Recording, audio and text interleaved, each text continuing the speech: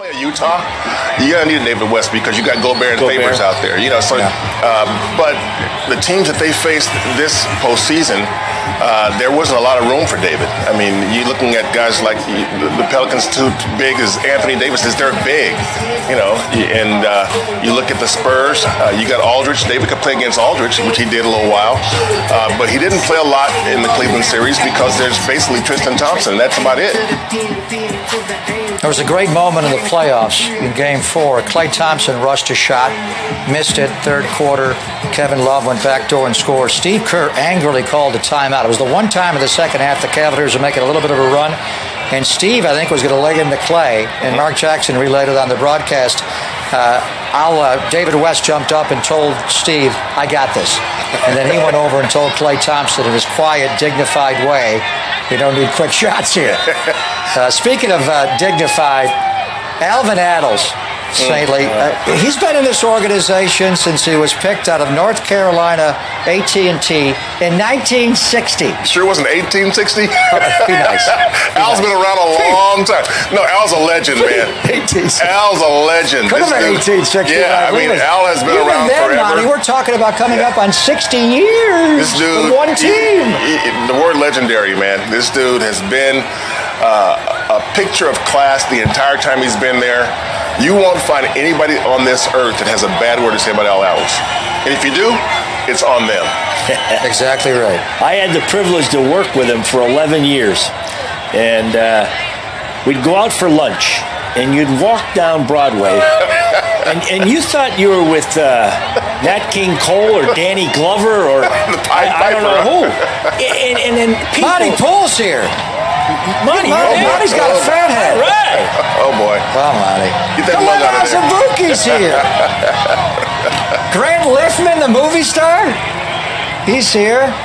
I think we are getting... Saintly! Where? Kareth. There's the Can't head. you see your bald head? That's Greg. That's me. Pop. We're all there.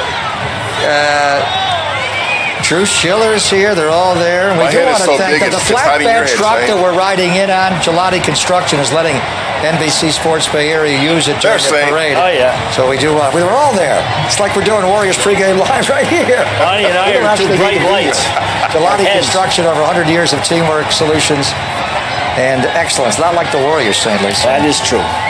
We're all here. Pretty See, awesome. Saintly, we made the parade anyway. Yeah, No, we're not actually at the parade. this is great.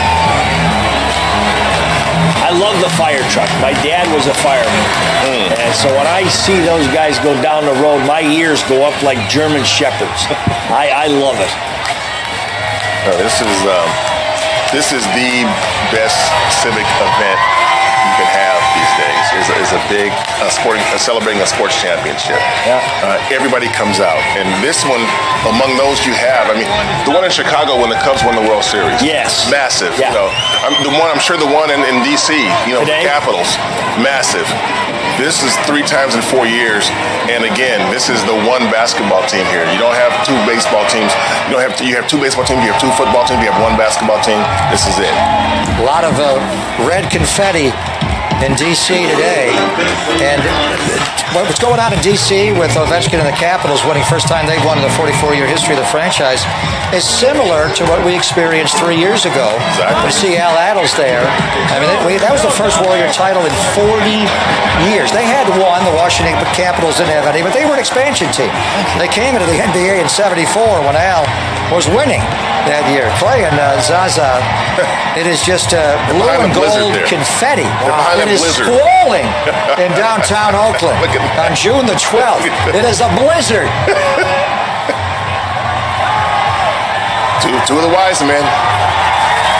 Sean Livingston is pure class.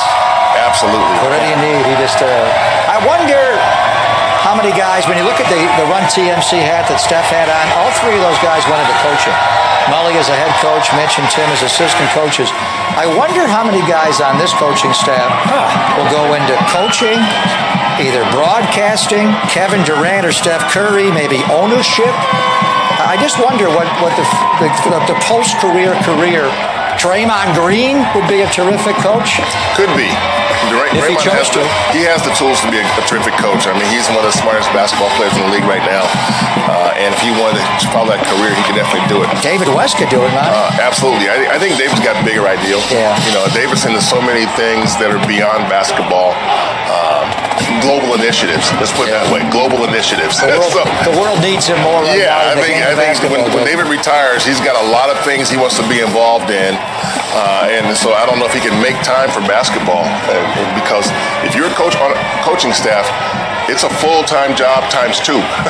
So I don't know that's where he wants to go.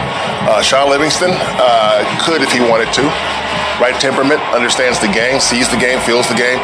Good communicator, gets along with people. So he's another guy who could do it. I think Andre has other things on his mind. He's a different kind of dude. Yeah, he's got too many things going on. And Andre's an investor. I think KD calls him a tycoon. he says Andre's a tycoon already. So I don't think Andre wants to be involved in basketball at that level. Now, maybe as part of an ownership group, if he has that kind of money, he would do that. But as a coach, I don't see that. It's just, you got guys on this team, though, that love the game, love being around the game, and more important, I think, they love being around each other. And Kevin Durant used the word family 4 or 5 or 6 times in the last week or so. So that's what you're looking at. Yeah, I think what we're showing here in these vintage cars, and this was not the Lawrence O'Brien trophy. We're going back in the history of the NBA. This is earlier time. This is the 1947 and 1956 NBA championships. And actually, the 47 title, it was not even called the NBA yet. It was the Basketball Association of America, and it was. You see Rick Barry in the background there. Rick Barry, was that Rick Barry? The 75 trophy is there. So the 74, 75, and the 3 recently have been called the Lawrence O'Brien trophies. The 2 before were the Walter Brown trophies. That's how far we're going back. And the 47 team is Jumpin' Joe Fultz and Howie Delmar, one of the greatest players in the history of the NBA, Jumpin' Joe. And the 55-56 team was Paul Arizin, Neil Johnston, and we made reference a lot this year. We need a new muffler on that car, I think. Is to Tom Gola.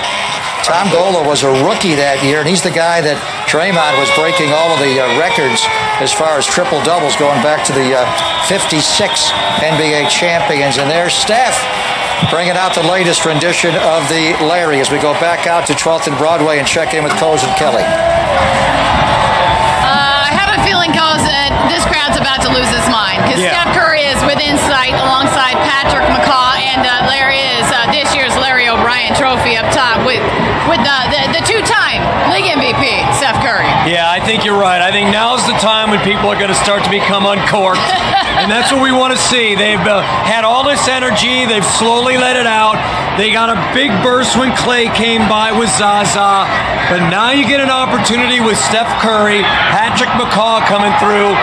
And we'll start to see if some of these guys jump off the bus and start slapping high five. But you can already sense Steph Curry might still be the most excited of everyone. Absolutely. That guy has a whole lot of kid in him.